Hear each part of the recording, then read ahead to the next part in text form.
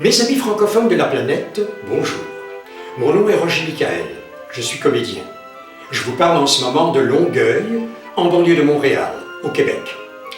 J'ai également deux autres grandes passions de la vie, c'est-à-dire j'enseigne le théâtre et la poésie, que j'aimerais beaucoup partager avec vous, si vous le voulez bien, en vous présentant sous forme de capsules des extraits de poésie d'auteurs québécois et internationaux de langue française. Alors, si vous êtes prêts, je vous invite à venir faire un petit voyage avec moi, intercontinental et poétique. On y va? Allons-y. La mer de Néry Beauchemin, auteur québécois.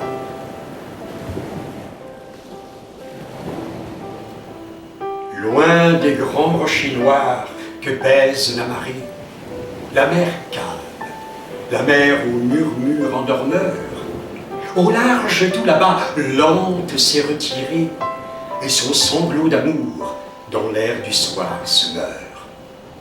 La mer fauve, la mer vierge, la mer sauvage, au profond de son lit de nacre inviolé, redescend pour dormir, loin, bien loin du rivage, sous le seul regard pur du doux ciel étoilé. La mer aime le ciel, et c'est pour mieux lui redire, à l'écart, en secret, son immense tourment, que la fauve amoureuse au large se retire, dans son lit de corail, d'ambre et de diamants. Et la brise n'apporte à la terre jalouse qu'un souffle chuchoteur, vague, délicieux. L'âme des océans frémit comme une épouse sous le chaste baiser des impassibles cieux.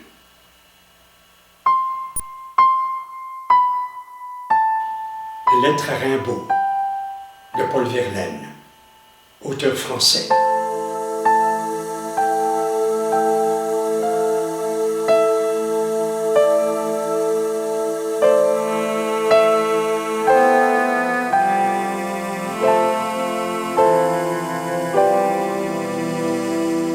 J'ai presque peur, en vérité, tant je sens ma vie enlacée à la radieuse pensée qui m'a pris l'âme l'autre été. Tant votre image, à jamais chère, habitant ce cœur tout à vous, mon cœur uniquement jaloux de vous aimer et de vous plaire.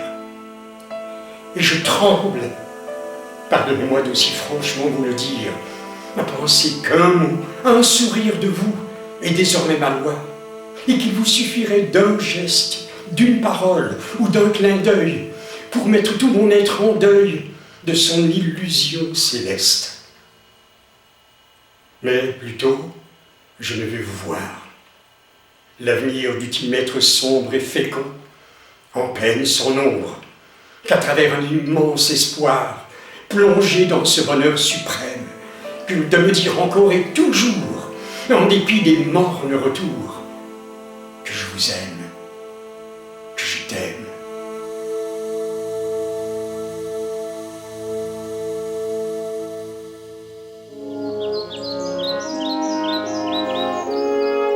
Le corbeau et le renard, une fable de M. Jean de La Fontaine, auteur français.